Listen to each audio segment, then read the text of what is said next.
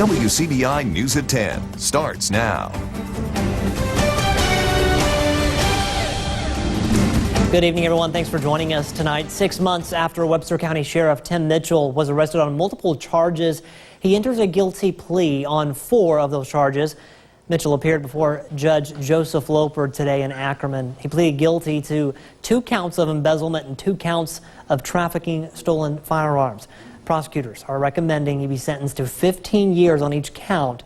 All the sentences would run concurrently, meaning he would serve 15 years for all counts at the same time. The plea deal was an agreement between District Attorney Doug Evans, Mitchell, and his attorney. After the plea, Mitchell had to resign from office. He'll be sentenced July 30th. I think it's a fair agreement. You know, anytime you've got a law enforcement officer charged with a crime, it's bad. But at the same time, the public has to know that if a law enforcement officer does something like this, that they're not above the law. Mitchell initially appeared before the judge asking for a continuance, but it was denied. He entered the guilty plea right after lunch. And the news of Sheriff Tim Mitchell's guilty plea is spreading quickly throughout Webster County. Our Quentin Smith, he's been speaking with residents and now joins us live in the studio. Quentin, what are people there saying? Well, Scott, as you can imagine, this is news residents hate to hear, but they say if he did the crime, then he must do the time, indicating that no one is above the law. He did the crime. He deserves what he gets. It's a dark cloud that's been hanging over the Webster County community for months. It calls questions into the integrity of the local government, and I think it looks really bad. Their sheriff, Tim Mitchell, finding himself on the other side of the law. Mitchell pleaded guilty to 2 counts of embezzlement and 2 counts of trafficking on Wednesday. Some residents say this doesn't come as a shock. I wasn't surprised because I actually knew he did it, and he kind of sold to a couple of my buddies. He got drugs off the street, but honestly, in the long run, he was just pocketing. He was just lining his own pockets with money. Mitchell is set to serve 15 years behind bars. However, some believe that sentence should have been longer. If he did 4 counts, he should get 15 years for everything. For everything he done. Residents admit this fallout now leaves a bad taste in their mouth and casts a negative shadow over the sheriff's department. Because now, whoever becomes sheriff next, the people in this town, they don't know if they can trust him or not. It hurts my feelings that the department has that record now, but it'll take a lot to come back from that. Residents say they're confident trust will eventually be restored back in the community in due time. However, as far as their new sheriff, they say they want someone who's involved in the community and someone who will show a commitment to running the department and the county the correct way. I wish that the next administration would be more prudent in carrying out the justice and keeping things clean. I realize that tracking down criminals and things like that is fairly difficult, and you have to be a little dirty to catch them. Yet at the same time, there is a line that you cannot cross. Whoever becomes the full-time sheriff when the election comes, they need to be able to do the opposite of what the sheriff did previously.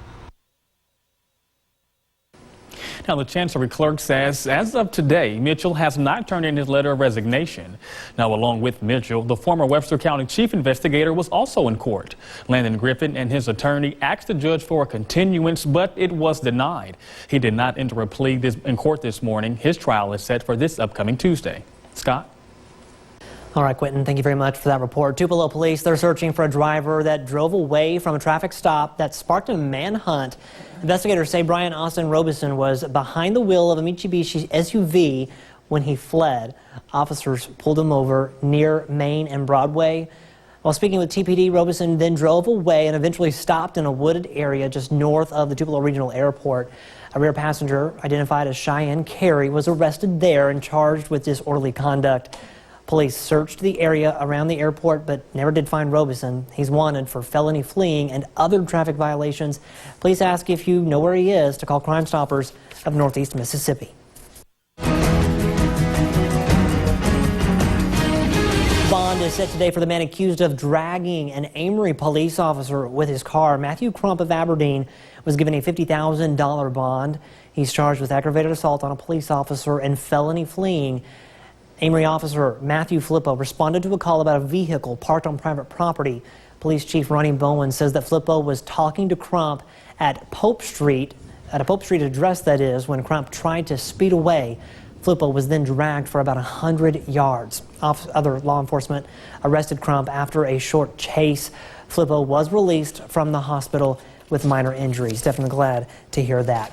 Time now to get a first look at our Wednesday night forecast. We'll send things over to Chief Meteorologist Keith Gibson. Keith, another nice night out there tonight. Yeah, Scott, right now temperatures are in the 60s in most spots. Quite comfortable. Tupelo, you're still at 70. And speaking of Tupelo, you can see the setting sun right there, all quiet in our region. But there's a little band of showers and thunder showers to our northwest. They are falling apart. Can't rule out one of those that could hold together here over the next hour or two or three. But in general, variably cloudy, upper 50s to low 60s. That's where we're headed tonight. Now tomorrow, your Thursday, lots of sun, really from sunrise to sunset, upper 70s to low 80s. A bit breezy, humidity stays low. We are going to warm things up by the weekend, Scott. Well, more on that in just a few minutes. All right, thank you very much, Keith. More money is coming to Mississippi Special Education Scholarship accounts this year, and the Department of Education is changing the way families are selected. Courtney Ann Jackson has the story of how one family says it will impact their children. The Ware family has 3 children, their youngest 2 both diagnosed with autism, and public school wasn't meeting their needs, but the alternative isn't cheap. When you wait 8 years to hear your child call you mama, you know, it's worth anything. They've been waitlisted for the education scholarship accounts for the last 2.5 years, but luck will soon be taken out of the equation and priority will go to waitlisted families like the Wares. We knew as of March that there was more money available, but it was still at that point we were still being told it was a lottery process. So to hear yesterday that it wasn't lottery process and that we were prioritized was unbelievable. The Department of Education anticipates there will be 280 additional special needs scholarships available this year. It's a life changer for us. It takes a lot of financial stress off of our family. Lawmakers voted in the 11th hour of the legislative session to add $2 million for the special education scholarship accounts. Critics say it's taking needed money away from public schools, but Stacey Ware is glad some lawmakers fought the controversy. For them to not understand it and them not to want our kids or other kids like ours to have this opportunity is sad. Because, I mean, why wouldn't you want to put a child in an opportunity where they can grow? And why wouldn't you want them to be somewhere where they can flourish? Courtney Ann Jackson, WCBI News. It's a fear many people have as their loved ones grow older. Are they taking care of themselves? Are they being taken advantage of? Our Riley Livingston takes a look at the challenges seniors face and what they can do to protect themselves. As people age, staying independent is important, but sometimes you have to lean on others. As they get older in life, you know, they're looking for help, and not everybody's kind of got the wants to do the honest thing. And those dishonest people can come from anywhere. They can be someone they know. There is abuse where there are bruises, there's maybe broken bones, things like that. There's neglect where maybe they can't take care of themselves. They don't have anybody really to take care of them. Or someone they've never met, like scammers. Generally, the ones that fall prey to is again, mostly our elderly.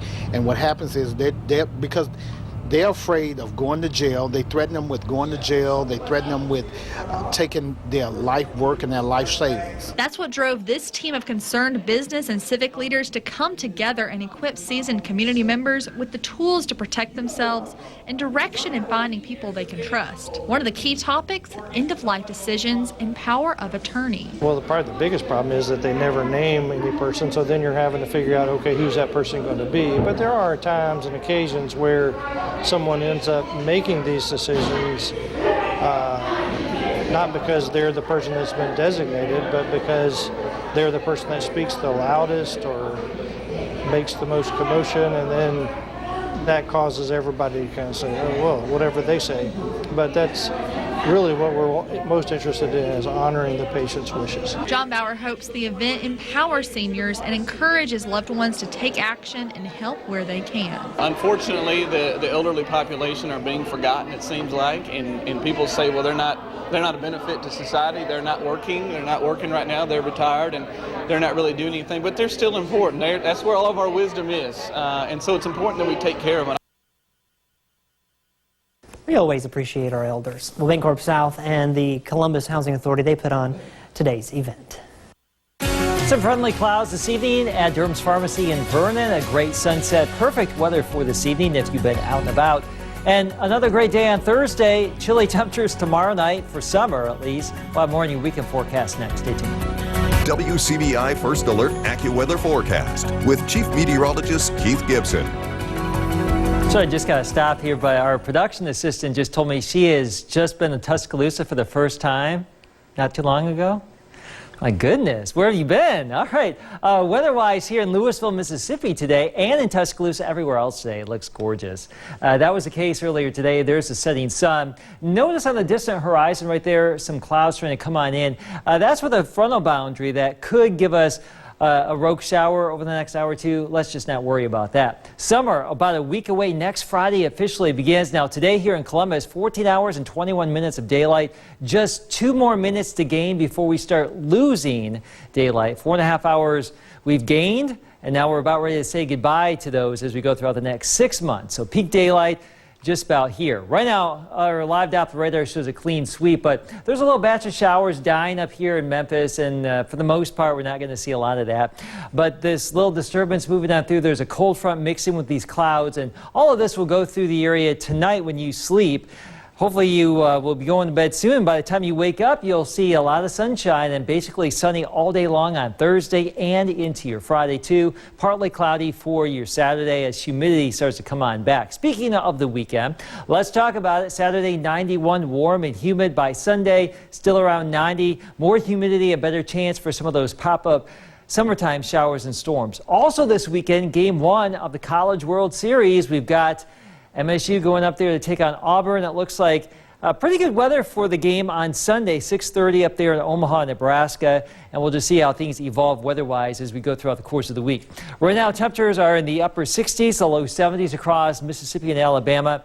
And lows tonight will be in the upper 50s to around 60. Your Thursday, as I just mentioned, wall-to-wall sunshine from sunrise to sunset. Sunglasses needed.